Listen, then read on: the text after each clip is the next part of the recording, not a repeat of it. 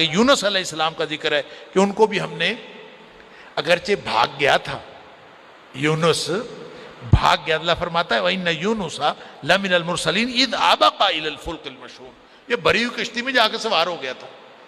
حضرت یونس علیہ السلام نینوا شہر میں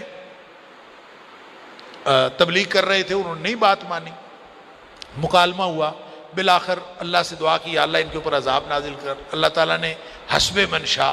عذاب نازل نہیں کیا، تو انہوں نے کہا تھا کہ اگر عذاب نہیں آگا تو ہم قتل کر دیں گے، وہاں سے نکل کھڑے ہوئے۔ دل میں ناراضگی سی ہوئی اللہ تعالیٰ کے ساتھ کہ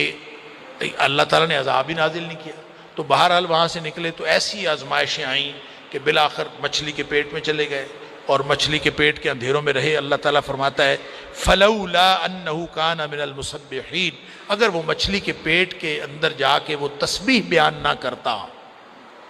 لا الہ الا انت سبحانک انی کنت من الظالمین نہ پڑھتا، لَلَبِثَ فِی بَطْنِهِ إِلَىٰ یوم یبعثون، قیامت والے دن تک وہ مچھلی کے پیٹ میں ہی رہتا۔ اللہ! لیکن جو نیک لوگ ہوتے ہیں، مخلصین ہوتے ہیں، مومنین ہوتے ہیں، انبیاء ہوتے ہیں، مرسلین ہوتے ہیں، ان کا کردار یہ ہوتا ہے کہ غلطی ہو بھی جائے